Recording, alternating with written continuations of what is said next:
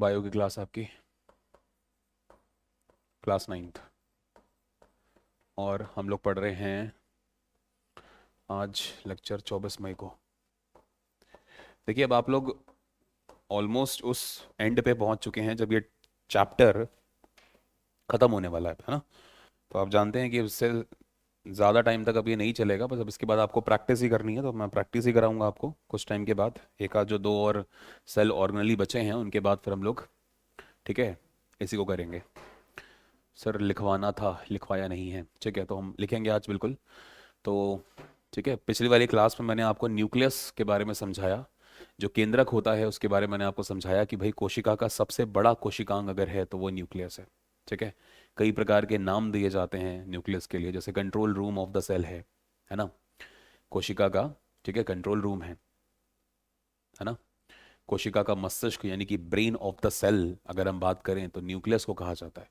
ठीक है, master piece यानी कि सबसे महत्वपूर्ण अगर कोई कोशिकांग है, कोशिका का कोई ऐसा अंग जो बहुत ही यूनिक है, बहुत ही मास्टर है, जिस तरह से आपके शरीर में सबसे ज़्यादा मास्टर जो है वो आपका ब्रेन है ना। सभी कई प्रकार की जो ग्लैंड है उनको कंट्रोल कर रहा है, आपको पता है ये चीज़, है ना। आगे चल के जब आप क्लास 10th में आएंगे तो आपको पढ़ाऊंगा, आपका नर्वस सिस्टम बहुत इंपॉर्टेंट है। एक टॉपिक आप पढ़ोगे 10th में आके, कंट्रोल एंड कोऑर्डिनेशन, ठीक है, नियंत्रण एवं समन्वय।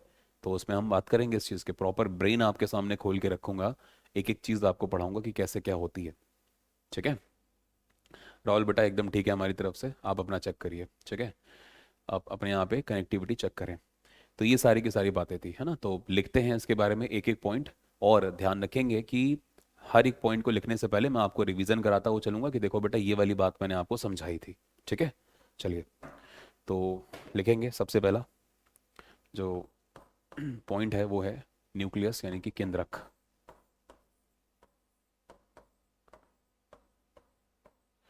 ठीक है, न्यूक्लियस यानी कि केंद्रक। आप सभी जानते हैं कि एंटनी वॉन लीवेनहॉक को श्रेय जाता है केंद्रक की, ठीक है, केंद्रक को सबसे पहले देखने का। लेकिन आप सभी जानते हैं कि फिर लेट 16th सेंचुरी के आसपास, ठीक है, रॉबर्ट ब्राउन आते हैं जो सबसे पहले केंद्रक को देखते हैं। ठीक है, 1638 एडी में सबसे पहले किसने देखा, मतलब प्रॉपर तरीके से एक्सप्लेन किसने करा, तो रॉबर्ट ब्राउन ने करा। ठीक है, एक मिनट, अगर ऐसी कोई दिक्कत है तो मैं बैटरीज चेंज करवा लेता हूँ, जस्ट अ मिनट। ठीक है, अगर वॉइस में दिक्कत है, एक मिनट को आप लोग बाकी बच्चे बताओ क्या वॉइस में दिक्कत है।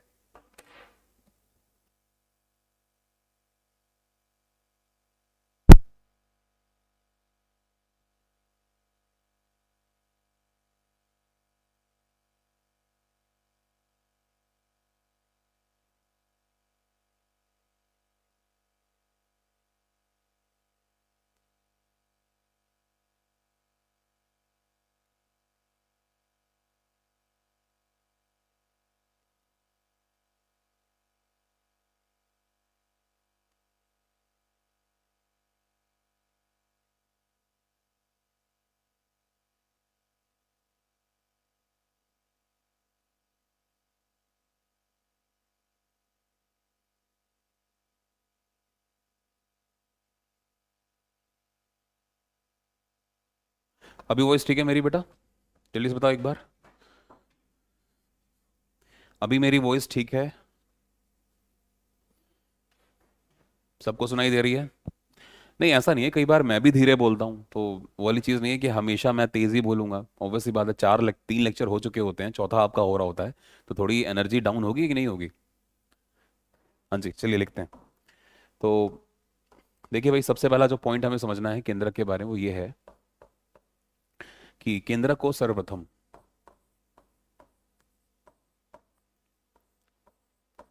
केंद्रक को, ठीक है, सर्वप्रथम, सबसे पहले एंटनी वॉन ल्यूवेनहॉक ने देखा। तो अगर आप ल्यूवेनहॉक भी लिख देते हैं चल जाएगा। तो एंटनी वॉन ल्यूवेनहॉक ने सबसे पहले देखा। ठीक है, तो केंद्रक को सबसे पहले ल्यूवेनहॉक ने कोशिका में देखा। तो देख तो लिया कि भाई कोशिका का सबसे बड़ा पार्ट है, लेकिन एक्सप्लेन नहीं कर पाया भाई साहब। ठीक है, इस बात को एक्सप्लेन नहीं कर पाए कि आखिरकार ये बड़ा सा जो हिस्सा है, कोशिकांग जो है वो क्या है। तो एक्सप्लेन आगे जाके 1638 में रॉबर्ट ब्राउन करेंगे। ठीक है, इस बात को समझें। ठीक है, तो इसलिए हम बात करते हैं कि केंद्रक की खोज, केंद्रक की खोज व उसे, ठीक है, ये कह लीजिए उसके बारे में, उसके बारे में सबसे पहले समझाने वाले, उसके बारे में सबसे पहले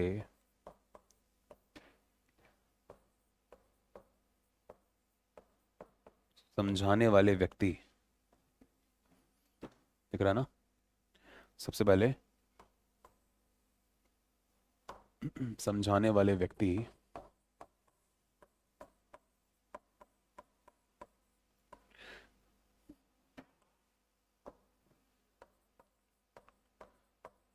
ठीक है, रॉबर्ट ब्राउन। ये नाम याद कर लीजिए, बहुत बार आपको आगे भी मिलेगा।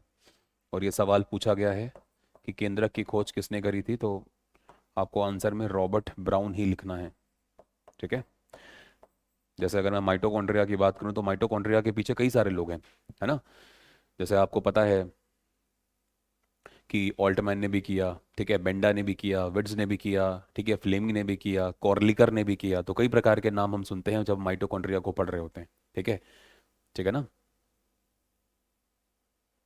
तो ऐसे ही जब हम बात करते हैं न्यूक्लियस की तो कई प्रकार के नाम है, बट रॉबर्ट ब्राउन का नाम आपको ध्यान रखना है। ठीक है, चलिए।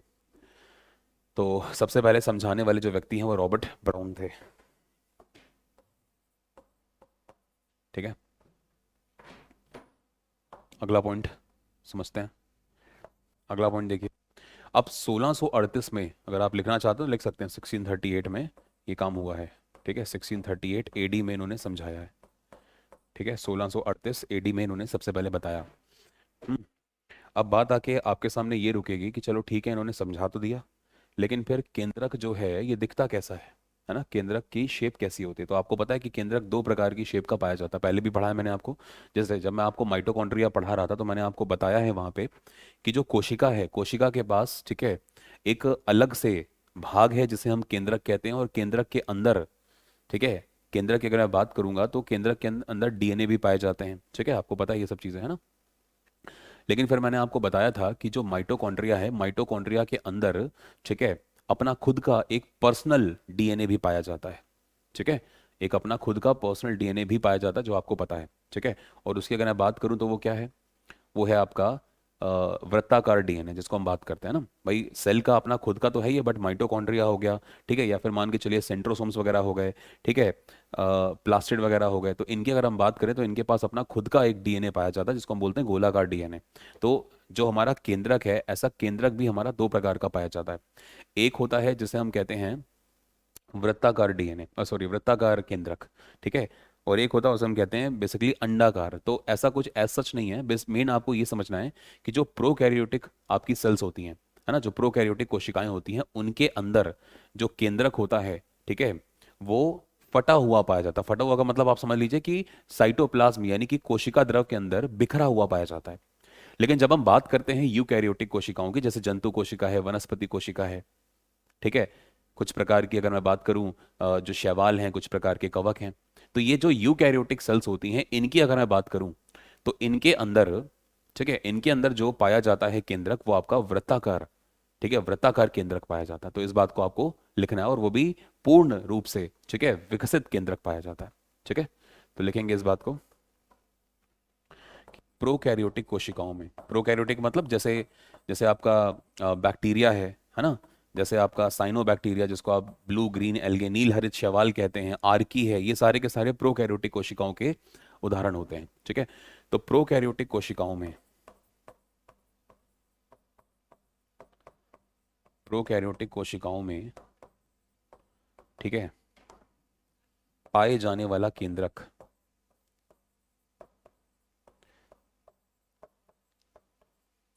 पाए जाने वाला केंद्रक, ठीक है, अल्प विकसित, कैसा होगा, अल्प विकसित होगा, ठीक है, और पूरे के पूरे जीव द्रव्य में छितरा हुआ पाया जाएगा, मतलब फैला हुआ होगा, ठीक है ना। एक इनिशियल स्टेज होगी। प्रो का मतलब क्या होता है? प्रिमिटिव, यानी कि प्रारंभिक अवस्था में पाया जाता है प्रोकैरियोटिक के अंदर। इसीलिए बाकी सारे के सारे जो ऑर्गन्स होते हैं वो भी नहीं पाए जाते, मतलब सेल ऑर्गनली जो होते हैं वो भी नहीं पाए जाते। प्रोकैरियोटिक कोशिका एक बैक्टीरिया के अंदर ना तो माइटोकॉन्ड्रिया होता है, ठीक है, ना तो सेंट्रोसोम्स होते हैं, ठीक है, और भी जितने भी कोशिकांग आप पढ़ते हैं, endoplasmic reticulum, Golgi body, lysosome, सब कुछ नहीं पाया जाता। समझ रहे हैं? तो पाए जाने वाला जो प्रोकैरियोटिक कोशिकाओं में पाए जाने वाला जो केंद्रक होता है, ठीक है, अगर इसकी बात करूं तो अल्प विकसित होता है।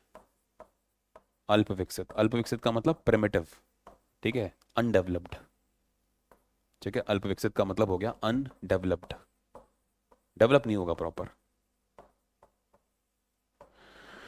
तो प्रोकैरियोटिक कोशिकाओं में पाए जाने वाला केंद्रक अल्प विकसित होता है। अल्प विकसित व जीव द्रव्य। अब जीव द्रव्य का मतलब जीव द्रव्य नहीं, कोशिका द्रव्य। कोशिका द्रव्य का मतलब साइटोप्लाज्म। कोशिका द्रव में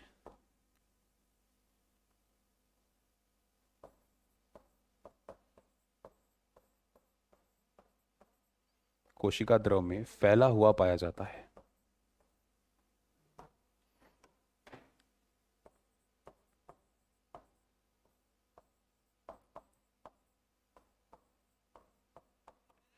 ठीक है।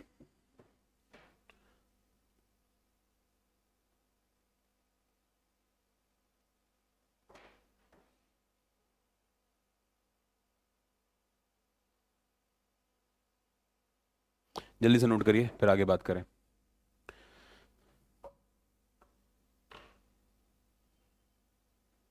जल्दी नोट करिए बेटा।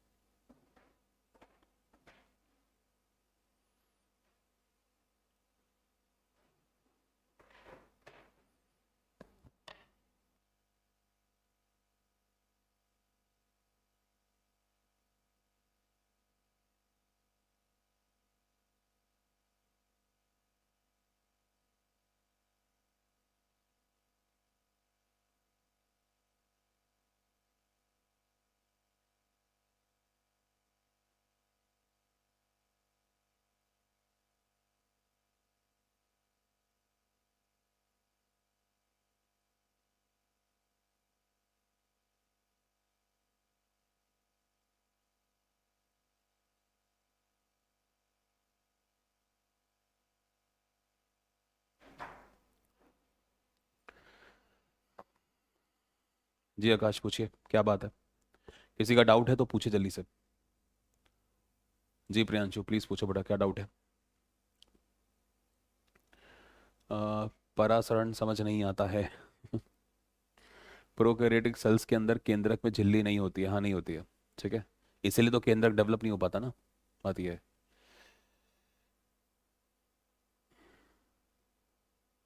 सर आप सब टीचर्स एक ही बोर्ड पे पढ़ाते हैं क्या? ऐसा कुछ नहीं है, बहुत सारे बोर्ड हैं। 1638 ही होगा मतलब। ना भाई, सॉरी सॉरी सॉरी, गलती हो गई, मेरे दिमाग में कुछ और था। ये 1638 नहीं, ये 1831 है। सॉरी, सॉरी भाई। क्या नाम है आपका? थैंक यू यार प्रियांशु। ये 1831 होगा बेटा, 1831 एडी। 1638 तो भाई 1665 में तो पहली बार कोशिका खोजी गई है ना, रॉबर्ट हुक ने कोशिका ही 1665 में खोजी है। तो 1638 कैसे हो जाता है ना, तो ऑब्वियसली बात है, गलत है। 1831 है, इट्स 1831 एडी। तो कोशिका पहले नहीं खोजी गई, केंद्रक पहले कैसे आ जाएगा? तो वो पता नहीं दिमाग में कुछ चल रहा होगा, लिख दिया होगा मैंने, है ना। शायद मैं बोल भी 1638 गया हूँ क्या? भाई 1831 कर लो, 1831 है वो, ठीक है, 1831 में आता है ये। प्रियांशु कह रहे हैं 5 टाइम्स आपको बोले बेटा। बहुत बार कमेंट्स काफ़ी तेज आते हैं, आपको पता है, इसलिए नहीं दिखाई देता। तो इत्तेफाक है कि आपका नहीं दिखा मुझे कमेंट। प्रोकैरियोटिक सेल में विभाजन होता है, हाँ बिल्कुल, लेकिन उसका तरीका दूसरा है, ठीक है। होता है बट वो तरीका दूसरा है, ठीक है, बाद में बात करेंगे कि वो कैसे होता है। डिवीजन भी कई प्रकार का होता है ना, मियोसिस, ठीक है, माइटोसिस, ठीक है, बहुत तरीका होता है। अह, और क्या बोल रहे हो भाई, बस यही डाउट है। तो भाई 1831 है, आगे जाके 1909 में 1909 में हम बात करेंगे, वॉटसन और क्रिक दो लोग और आएंगे जो कि ये जो केंद्रक आप देख रहे हो, ठीक है, इसमें फिर आगे बात करेंगे डीएनए के ऊपर, फिर उसका मॉडल बनाएंगे वो, ठीक है। परासरण नहीं समझ आता है, संजना भाई आप दोबारा से लेक्चर देखिए तभी समझ में आएगा, ठीक है। और परासरण मैंने अभी समझाया भी नहीं है शायद, ठीक है। चलिए आगे बात करें। तो हमने बात कर ली कि जो प्रोकैरियोटिक कोशिकाएं हैं उसमें जो केंद्रक है वो अल्प विकसित होता है और कोशिका द्रव्य में फैला हुआ होता है, जबकि, ठीक है आगे लिखते हैं, जबकि,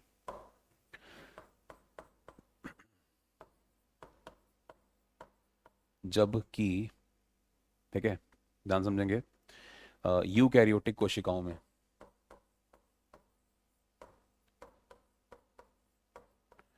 जबकि यूकैरियोटिक कोशिकाओं में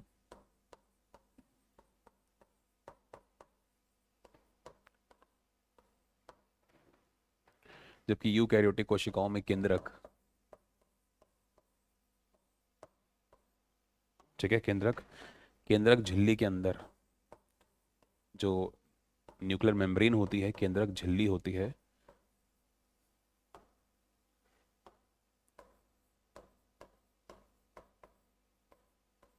ठीक है, जबकि यूकैरियोटिक कोशिकाओं में केंद्रक केंद्रक झिल्ली में सुव्यवस्थित सुव्यवस्थित व सुविकसित रूप में पाया जाता है, ठीक है, सुव्यवस्थित व सुविकसित रूप में पाया जाता है, मतलब कोई छितरा हुआ नहीं होगा, ठीक है, क्योंकि मेम्ब्रेन है, तो मेम्ब्रेन है तो न्यूक्लियस को संभाल के रखेगी, ठीक है, बात समझ में आ रही है।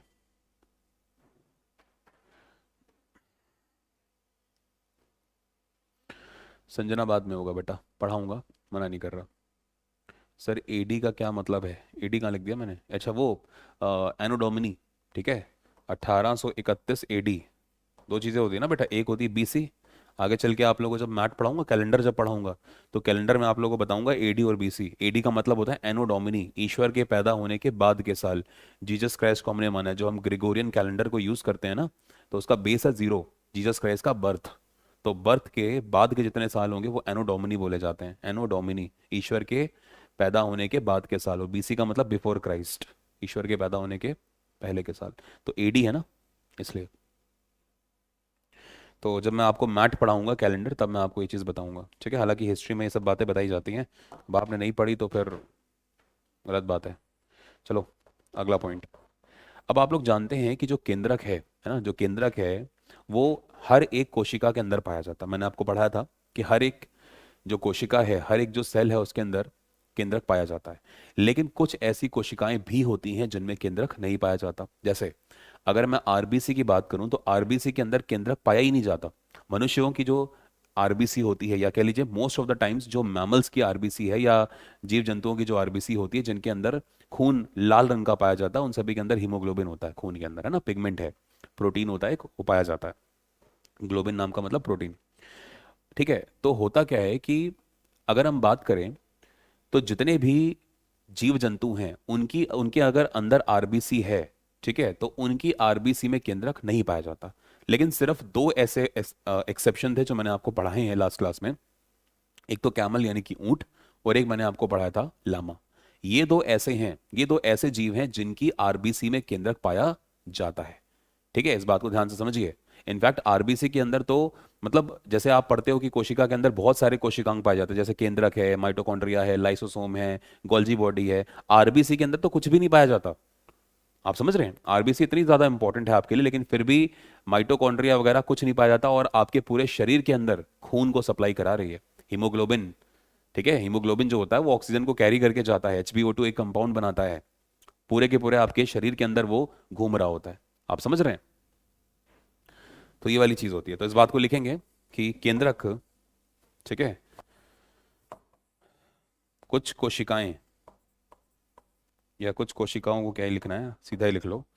ठीक है, मनुष्यों की आरबीसी में, ठीक है, या जीव जंतुओं लिख लो, जीव जंतुओं की आरबीसी में। ठीक है, जीव जंतुओं की। अच्छा एक बात और समझो, डब्ल्यूबीसी के अंदर केंद्रक पाया तो जाता है। जो व्हाइट ब्लड कॉर्पसल्स होते हैं, जो श्वेत बिंबाणु हैं आपके, श्वेत रक्त बिंबाणु, उनके अंदर केंद्रक पाया तो जाता है, लेकिन उनका जो केंद्रक होता है वो लोब्स में डिवाइडेड होता है। ठीक है, कई प्रकार के लोब, मतलब जिस तरह से प्रोकैरियोटिक कोशिकाओं का जो केंद्रक था वो छितरा हुआ था, है ना, पूरे के पूरे कोशिका द्रव के अंदर छितरा हुआ पाया जा रहा था, ऐसे ही डब्ल्यूबीसी के अंदर भी होता है। लोब्स की फॉर्म में, छोटे छोटे लोब्स की फॉर्म में केंद्रक बिखरा हुआ, जैसे राइबोसोम्स बिखरे रहते हैं, ऐसे डब्ल्यूबीसी के अंदर केंद्रक भी बिखरा रहता है, लेकिन होता है। समझ रहे हैं, लेकिन आरबीसी के अंदर तो होता ही नहीं है, तो इस बात को ध्यान रखें। ठीक है, तो जीव जंतुओं की आरबीसीज में, ठीक है, आरबीसीज में, यहाँ पे आरबीसीज जो मैं लिख रहा हूं वो है श्वेत, सॉरी, लाल, लाल रक्त बिंबाणु। ठीक है, क्या बोलते हैं आरबीसी को? ठीक है, लाल रक्त बिंबाणु, 120 दिन इनका जीवन काल होता है। ठीक है, बोन मैरो में पैदा, यानी कि अस्थि मज्जा में पैदा होती हैं, और प्लीहा नाम का एक ऑर्गन होता है आपके लिवर के पास, वहां पे जाके इनकी डेथ होती है। बोन मैरो में पैदा हो रही हैं, अस्थि मज्जा आपकी हड्डियों के बीच में, दो प्रकार के बोन मैरो पाए जाते हैं। ठीक है, कभी पढ़िएगा, व्हाइट और येलो। तो जो ये लाल रक्त बिंबाणु होते हैं वो वहीं पे पैदा होते हैं, और उसके बाद स्प्लीहा, स्प्लीहा में जाके, सॉरी, प्लीहा, प्लीहा में जाके मर जाते हैं, जिसको स्प्लीन कहते हैं। और फिर लिवर की कफर सेल्स होती हैं जो आके इन डेड आरबीसी को खा जाती हैं, इसीलिए स्प्लीन यानी कि प्लीहा को कोशिका का, आरबीसी का कब्रगाह कहा जाता है। ठीक है, तो लाल रक्त जो बिंबाणु हैं, ठीक है, जीव जंतुओं के आरबीसी में केंद्रक नहीं पाया जाता। ठीक है,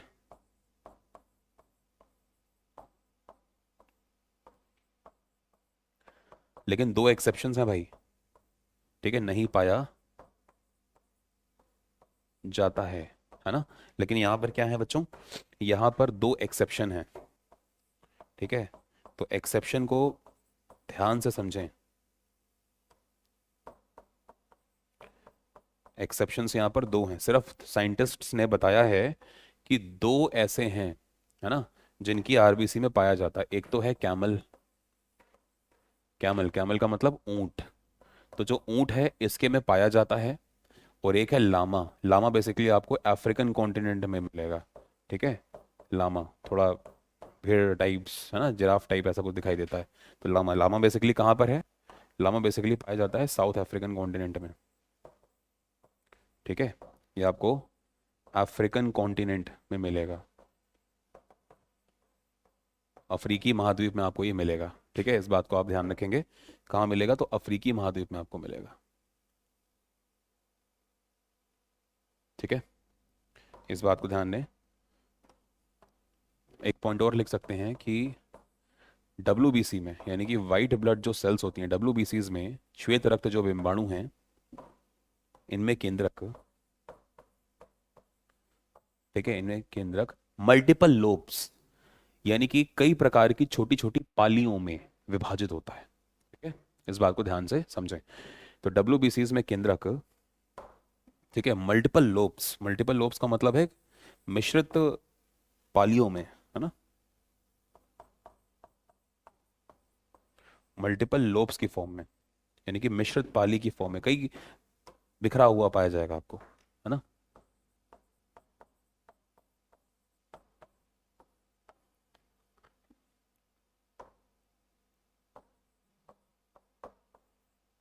मतलब एक जगह केंद्रक नहीं मिलेगा, जैसे बाकी सभी कोशिकाओं में एक जगह है, लेकिन डब्ल्यूबीसी में ऐसा नहीं, डब्ल्यूबीसी में केंद्रक है तो, लेकिन प्रोकैरियोटिक जैसा है, फैला हुआ है ना, लोब्स की फॉर्म में है। जबकि आरबीसी के अंदर तो था ही नहीं, लेकिन आरबीसी में भी दो एक्सेप्शन है, कैमल और लामा, इनके में पाया जाता है। ठीक है, यहां तक फटाफट नोट करिए। ठीक है, सब कुछ दिख रहा है, फटाफट नोट करिए, आगे बात करें फिर।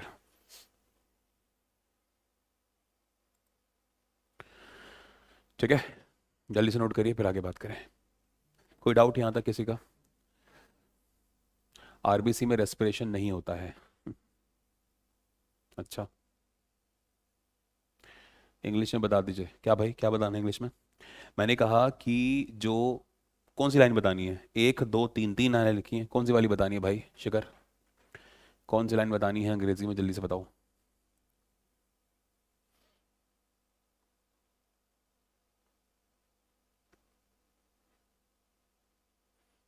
कमेंट क्यों नहीं आ रहे?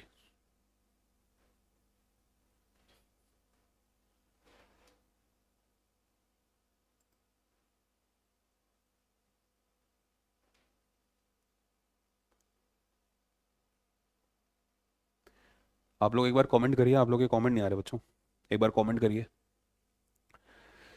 बिम्बाणु क्या है? कॉर्पोसल्स को कहते हैं बेटा नीरज। जो ये होता है ना आरबीसी, आरबीसी का फुल फॉर्म क्या है? Red blood corpuscles.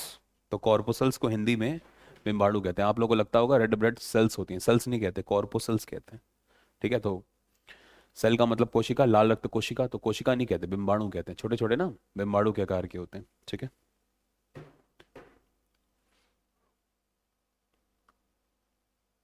चलो कोई रिप्लाई तो नहीं आ रहा आप लोगों का। चलिए आगे बात करते हैं। अब मैंने आपको बताया था कि जो केंद्रक होता है, ठीक है, तो एक कोशिका में, ठीक है,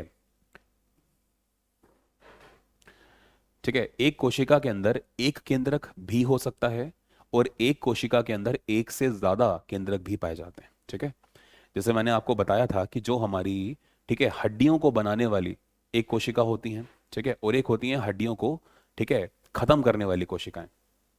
ठीक है, मैंने आपको पढ़ा होगा ऑस्टियोब्लास्ट, ठीक है, ऑस्टियोक्लास्ट्स वगैरह ये सब। तो जो ऑस्टियोक्लास्ट होती है, जिसको हम कहते हैं, ठीक है, हड्डी को तोड़ने वाली कोशिका, तो हड्डी को जो तोड़ने वाली कोशिकाएं होती हैं, देखो बनाने वाली भी होती हैं और मारने वाली भी होती हैं, है ना, खराब करने वाली भी होती हैं हड्डियों को।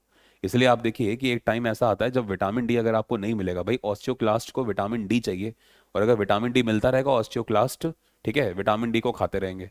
लेकिन अगर विटामिन डी आपको, ठीक है, बुढ़ापे में क्या होता है, विटामिन वगैरह ज़्यादा आप लेते नहीं हैं, ठीक है, और शरीर भी उस हिसाब से काम नहीं करता, तो क्या करती हैं वो हड्डियों के अंदर जो विटामिन डी होता है ऑस्टियोक्लास्ट, उसको कंज्यूम करना शुरू कर देती हैं और आपकी हड्डियां धीरे धीरे वीक होने लगती हैं।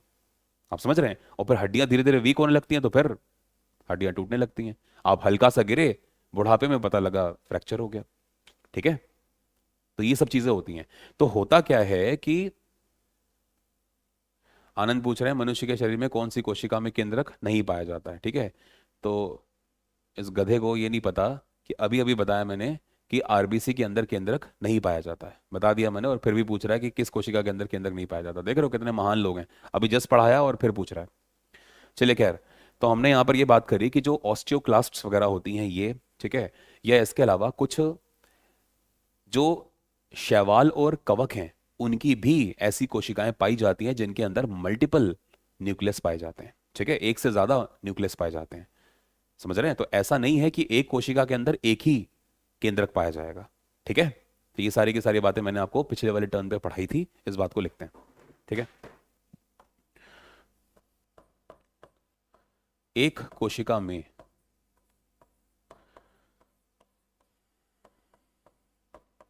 एक कोशिका में एक या एक से ज्यादा, भाई आपको पता है कि ये सिर्फ केंद्रक के साथ ही नहीं है, ये माइटोकॉन्ड्रिया के साथ भी है।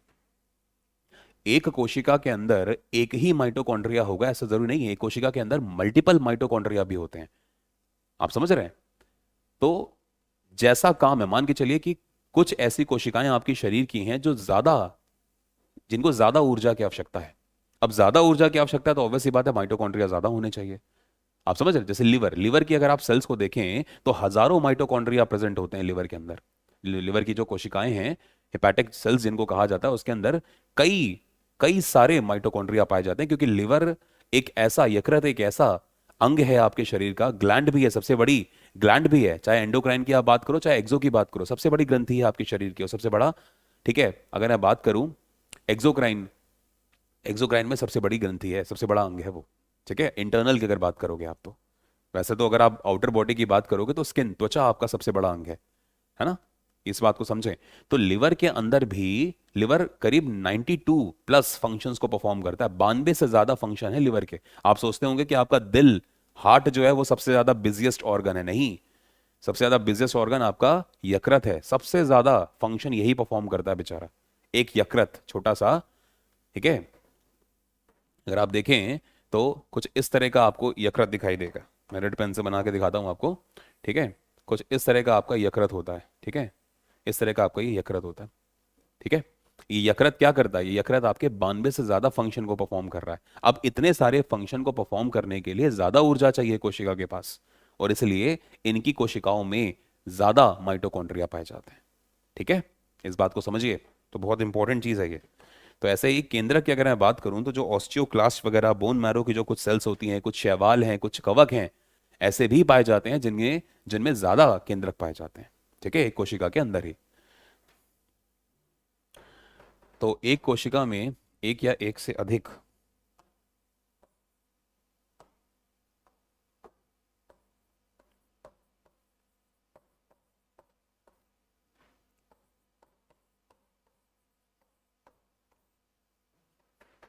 एक या एक से अधिक केंद्रक भी पाए जाते हैं।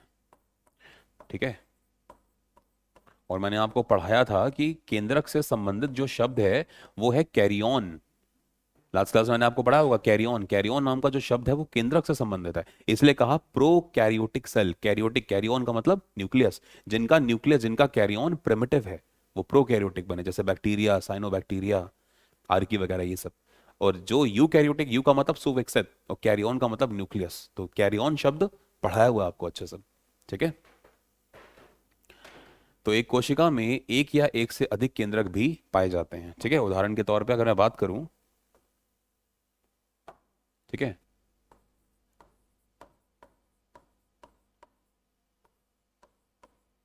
उदाहरण के तौर पे अगर बात करूं तो ऑस्टियोक्लास्ट। ठीक है, हिंदी में ही लिख देता हूं। ऑस्टियो, देखो ऑस्टियो रूट वर्ड जो है ना ये हड्डियों के लिए आता है, इसीलिए जो हड्डियों का डॉक्टर है उसे हम ऑस्टियोलॉजिस्ट कहते हैं। ठीक है, इसे एक होता है, ठीक है, ऑर्थोलॉजिस्ट, उससे कंफ्यूज नहीं करना ना यार। नहीं नहीं, ठीक है, तो ऑस्टियोक्लास्ट।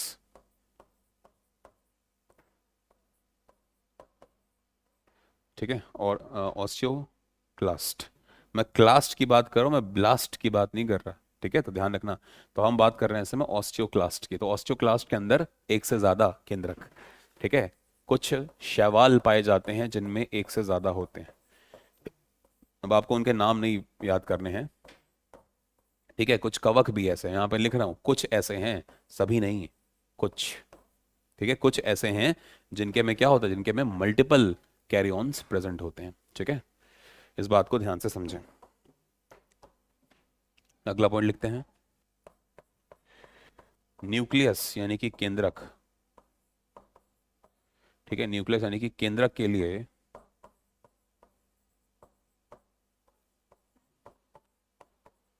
केंद्रक के लिए कैरियन शब्द यूज किया जाता है। ये मैं पहले लिखवाना चाह रहा था, ध्यान में नहीं रहा, अभी लिखवा देता हूँ। कैरियन बताया तो होगा, है ना, कैरियन शब्द बताया तो होगा, पढ़ाया तो होगा कि कैरियन शब्द न्यूक्लियस के लिए आता है। ठीक है, लाल रक्त कणिका या कोशिका, प्लीज बताइए संजना, लाल रक्त कणिका होती है बेटा। ठीक है, कोशिका नहीं होती, लाल रक्त कणिका कहते हैं। ठीक है, हालांकि कोशिका और कणिका एक ही मान लेते हैं कुछ लोग, लेकिन ऐसा नहीं है। ठीक है, इस बात को ध्यान रखें, कणिका इज फॉर्म ऑफ बिंबाणु। ठीक है, कोशिका इज डिफरेंट, हालांकि फिर भी हम कोशिका और कणिका ले लेते हैं साथ साथ में। ठीक है, ऑस्टियोक्लास्ट क्या होता है? आपकी हड्डियों में पाई जाने वाली, बोन मैरो के अंदर पाई जाने वाली कुछ कोशिकाएं होती हैं जिनका नाम है ऑस्टियोक्लास्ट। ठीक है प्रियांशु, तो केंद्रक के लिए कैरियन शब्द का प्रयोग किया जाता है।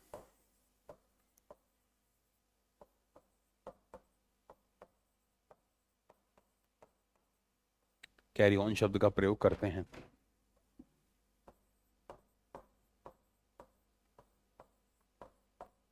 ठीक है, उदाहरण के तौर पर जैसा अगर मैं आपको बताऊं